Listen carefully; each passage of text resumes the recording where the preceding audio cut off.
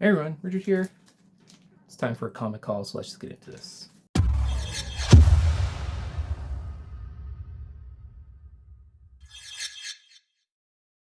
Alright, so like I said, we got a comic call here. This is primarily from the local flea market here, the swap meet. And all of these were dollar bin books. I found a booth there that's, I guess, semi-permanent because it's inside of an actual building at this flea market. And he has quite a few comics in the back.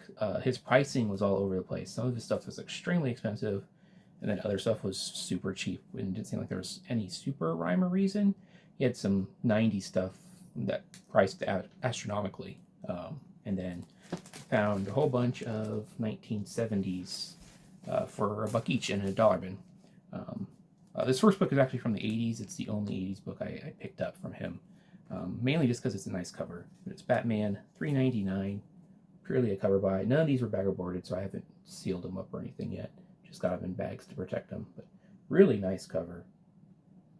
Definitely sort of reminiscent of some of the pre-code horror stuff you see in the Golden Age. Again, for $1, why not? And again, mostly 90s and 80s stuff in his dollar bins, but I came across some Bronze Age stuff. I honestly just grabbed all the Bronze Age I saw because at $1 each, and it's early Bronze Age, which is important.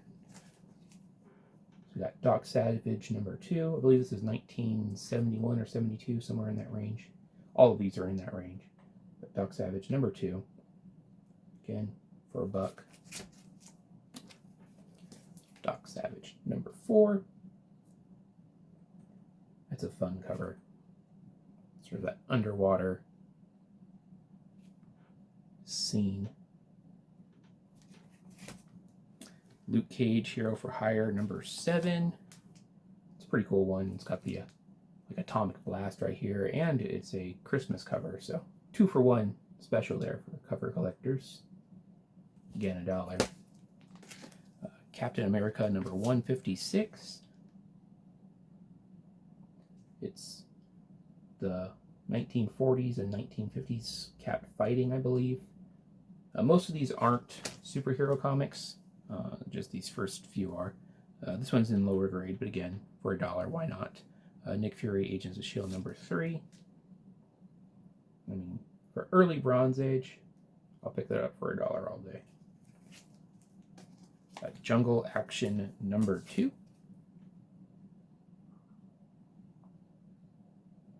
And honestly, condition-wise, they're not too bad for being a buck each. They're all sort of that probably VG plus range. Cold the Conqueror #7.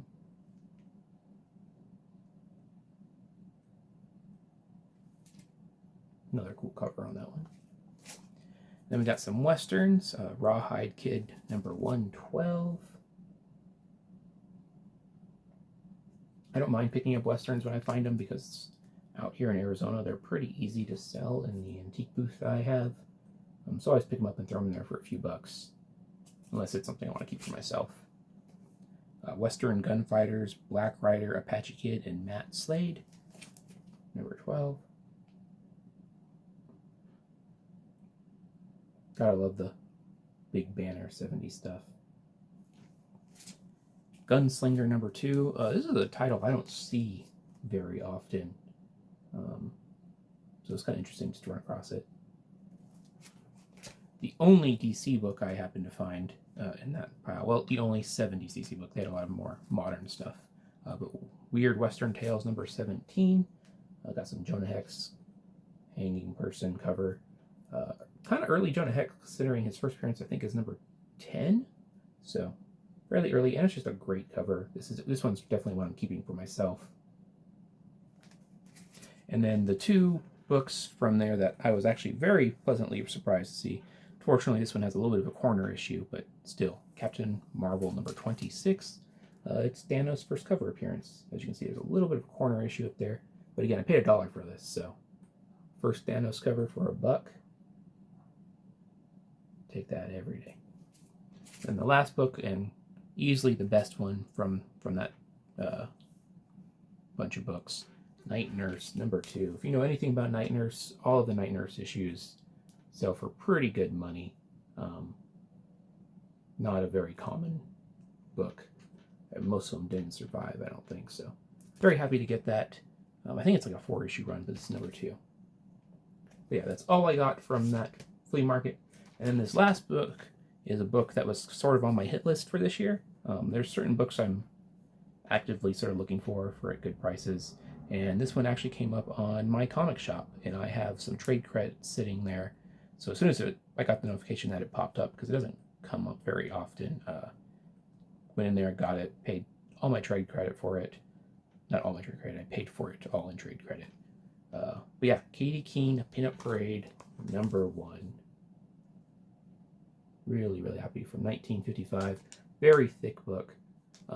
This one's, they had it at a 2.5, I think. I think it's better than that. Its only real issue is down here on the spine, but they always grade hard. I think it's probably closer to a 3.5. Maybe better after a solid cleaning and press. But Pinup Parade is a title I kind of want to get all 12 issues of. It's a very fun title because it features artwork where all the concept designs are from fans that Bill Wagen decided to illustrate and turn into actual things. So from front to back, it is fan suggested artwork credited to the fans. It's just a really, really, really cool title.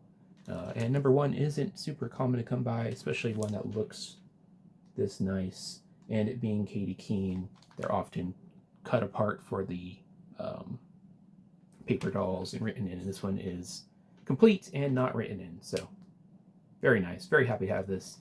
Definitely a PC book. And who knows, maybe I might actually get this one graded at one point, just because I think it is fairly decent shape, all things considered. Yeah, very happy with that. This is off my want list for this year, my secret want list that I don't really share. But yeah, very happy with this.